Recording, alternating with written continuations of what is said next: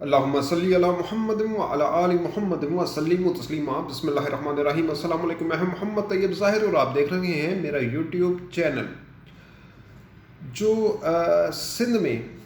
ایک چیز کا نعرہ لگتا ہے، کس چیز کا نعرہ لگتا ہے اب آپ اندازہ کر سکتے ہیں، اور وہ کیا ہے؟ بھٹو زندہ ہے کا نعرہ، کہ بھٹو زندہ ہے، بھٹو زندہ ہے۔ اور یہ بھٹو زندہ ہے کے نعرے پر ہی پیپلز پارٹی نے 2008 میں، 2013 میں اور پھر 2018 میں بھی گورنمنٹ بنائی، اور لوگوں کو ایسا بیوقوف بنایا کہ لوگ صرف اب تک اسی تلاش میں کہ کہیں ان کو بھٹو مل جائے، کیونکہ اتنے وثوق کے ساتھ تو جھوٹ بولا ہے بلاول بھٹو نے، ان کی جماعت نے، کہ جی بھٹو زندہ ہے، بھٹو زندہ ہے، روٹی کپڑا مکان کا نعرہ لگتا ہے لیکن ملتا کچھ نہیں ہے، وہ علیحدہ بات ہے۔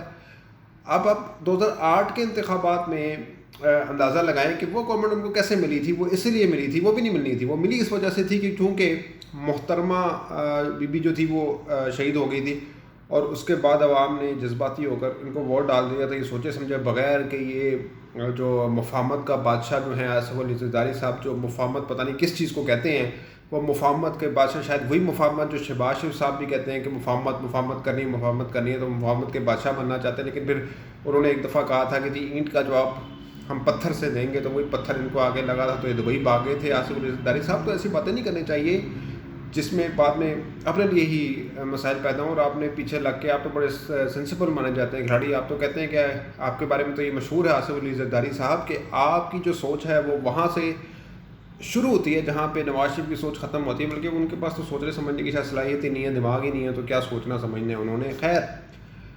اب بھٹو زندہ کی بات کر رہے ہیں تو بھٹو زندہ ہے تو 2008 کے الیکشن میں تو ان کو گورنمنٹ مل گئی، ٹھیک ہے۔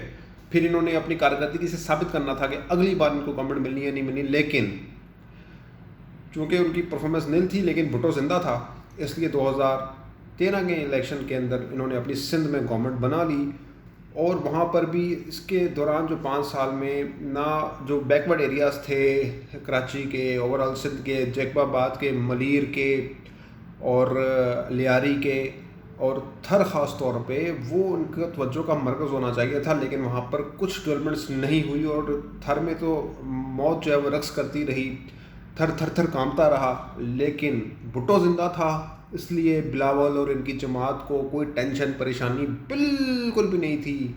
وہ ایک دم چکاس والا سین تھا، ایک دم چکاس، اور ایک دم چکاس سے بھی مجھے بھی کچھ یاد آ رہا ہے، وہ میں ابھی آپ سے ڈسکس کروں گا۔ اب 2013 کے الیکشن میں بھی یہی سین ہوا کہ کارکردگی نیل تھی لیکن بھٹو زندہ تھا، اس لیے 2018 کے الیکشن میں بھی پیپلز پارٹی جو ہے وہ اقتدار میں راجمن ہو گئی سندھ گورنمنٹ میں۔ اور اب جو میں نے کہا نا چکاس، ایک دم چکاس، یہ کس کا ڈائلاگ تھا؟ یہ بھارت کے اداکار انیل کپور کا ڈائلاگ تھا۔ اور اب ایک ہمارے پاس بھی انیل کپور ہیں جن کو انیل کپور کہا جاتا ہے، وہ انیل کپور جو ہیں وہ مراد علی شاہ صاحب ہیں، سندھ کے وزیر اعلیٰ، جو اب کہتے ہیں کہ چاہے ہمارے پاس کتے کی ویکسین ہو یا نہ ہو، چاہے ہمارے پاس جو ہے وہ پینے کا صاف پانی ہو یا نہ ہو، لیکن ہم اب شہر اقتدار پر قبضہ جمائیں گے اور عمران خان صاحب کو نکال باہر کریں گے، اور اگلی گورنمنٹ جو ہے وہ پیپلز پارٹی کی ہوگی۔ اب اگر بات کریں تو مفاہمت کی یہ بات کرتے ہیں، تو جو مفاہمت کی بات کرتے ہیں وہی بات جو ہے شہباز شریف صاحب بھی کرتے ہیں، تو کیا یہ وہی مفاہمت ہے جس کی بات اکثر آصف علی زرداری صاحب کرتے ہیں؟ لیکن جب ایک دفعہ تھوڑے سے وہ بکھلاہٹ کا شکار ہو گئے تھے اور انہوں نے ان کا جواب پتھر سے دینے کا ارادہ کیا تھا، تو پھر ان کو پتہ لگ گیا تھا کہ ان کا جواب پتھر سے کیسے دیا جاتا ہے یا کیسے ملتا ہے، پھر جواب میں جب پتھر پڑا تو پھر وہ دبئی بھاگ گئے تھے۔ تو اب جو سین بن رہا ہے کہ اب پیپلز پارٹی ایک بار پھر سے بہت زیادہ وہ کہہ لیں کہ جذبات پر مبنی باتیں کر رہی ہے، اور بہت زیادہ وہ پر بھی نظر آ رہی ہے کہ جیسے اب اگلی حکومت ان کی ملے گی، کیا ان کو کوئی اشارہ مل گیا ہے؟ یہ بھی ایک سوال ہے، کیونکہ باپ سے تو ووٹ لیے تھے، جبکہ رانا ثناء اللہ صاحب آج بات کہتے ہیں کہ جی باپ سے ووٹ لینے کی جو کفال ہے وہ ادا کر دیں کہ اگر آپ پی ڈی ایم میں ہوں نہ ہوں، لیکن پیپلز پارٹی والے کم از کم حکومت کو تو ٹف ٹائم دے دیں۔ تو ایک طرف یہ بھی ہے، اور دوسری طرف آج حمزہ شہباز اور خورشید شاہ صاحب میں جو ہے وہ ٹیلی فونک رابطہ بھی ہوا ہے، اور اس ٹیلی فونک رابطے کے اندر یہ بات کہی گئی ہے کہ ہم لوگ آپس میں جو ہے نا متحد ہوتے ہیں اور ایک پلیٹ فارم پر جمع ہوتے ہیں، تو یعنی مطلب کہ شاید پی ڈی ایم میں واپسی ہو جائے۔ تو اب شہباز شریف صاحب کہتے ہیں کہ نو کامنٹس، بلاول بھٹو کی باتوں کی کوئی کامنٹ نہیں، کوئی جواب نہیں۔ لیکن جس طرح سے میں نے آپ کو بتایا ہے کہ سندھ کے انیل کپور صاحب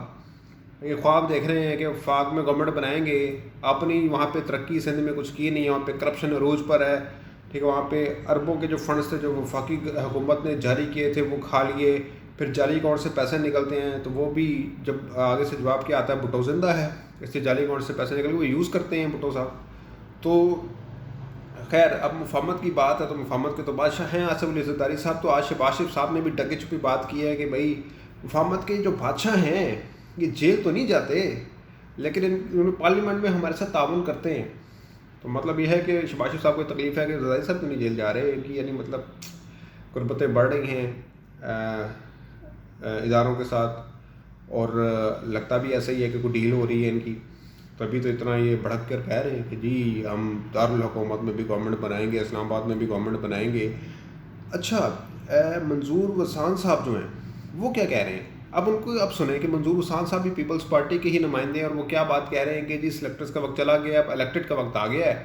اور اب سلیکٹرز جو ہیں وہ نمازیں پڑھیں، یعنی اتنی بڑی باتیں کر رہے ہیں سلیکٹرز کی، اور ایک طرف یا تو پھر یہ شو کرنے کی کوشش کی جا رہی ہے کہ جو ڈیلز کی باتیں ہیں وہ غلط ہیں، اور ایک بندے کو ایسے ڈال دیا گیا تو یہ بات کر دے، اور پیچھے جو ہے وہ بیک پہ کام اپنا چلتا رہے، یعنی مطلب عوام کو اور نون لیگ کو خاص طور پہ آنکھوں میں دھول چونک کر دی بھائی تسی ستے رہو، کوئی گل نہیں ابھی کچھ نہیں ہوا، دن نہیں ہوا، اب اچانک دن چڑھ جائے اور پیپلز پارٹی جو ہے اقتدار پر براجمان ہو جائے، اور پھر نون لیگ جو ہے وہ ہاتھ ملتی رہے، آنکھیں بھی ملتی رہے۔ اچھا منظور وسان صاحب ایک اور بات بھی کہہ رہے ہیں کہ نون لیگ اور پیپلز پارٹی جو ہے اگلی حکومت بنا سکتے ہیں، تو اگلی حکومت کیسے بنے گی؟ تو پہلے تو یہ بات ہے، چلو اگر بن گئی تو جس طرح 2008 میں بھی نون لیگ شروع میں ابتدائی دنوں میں جو پیپلز پارٹی کی گورنمنٹ تھی اس کا حصہ رہی تھی، پھر بعد میں الگ ہو گئے تھے، تو یہی حال رہنا ہے، ابھی بھی اکٹھے ہو جائیں گے پھر پیچھے ہو جانا ہے، یہی تو ان کا کام ہے۔ تو اب مجھے نہیں سمجھ آتی، لیکن بہرحال کہ جو یہ جو سندھ کے نیل کپور ہے نا، یہ کس طرح سے وہ مسٹر انڈیا بن کر اب وفاق میں بھی سب کچھ ٹھیک کر دیں گے، ہیں وہ گھڑی پہن لیں گے کوئی، تو گھڑیاں تو خیر وہ بہت مہنگی ہر چیز مہنگی لگژری چیزیں، ان کے اپنے بھی فیک اکاؤنٹ نکل آئے ہیں مراد علی شاہ صاحب کے، تو بہرحال کچھ بھی ہو سکتا ہے، بھٹو زندہ ہے تو پھر ٹینشن کوئی نہیں، کوئی پریشانی نہیں ہونی چاہیے۔ تو یہ سارے جو ہیں وہ چیزیں ہیں، اور اب کہنے کا مطلب صرف اتنا سا ہے کہ پیپلز پارٹی ہو چاہے نون لیگ ہو، دونوں ایک ہی سکے کے دو رخ ہیں، جس طرح سے وہ نواز شریف کہتے تھے عمران سرکاری ایک ہی سکے کے دو رخ ہیں، ایک ہی سکے کے دو رخ ہیں، اور پھر وہ مریم صاحبہ بھی کہتی تھی۔ خیر اب تک لیتے ہی، اگلی ویڈیو تک کے لیے اجازت دیجیے گا، اپنا بہت خیال رکھیے گا، اللہ نگہباں۔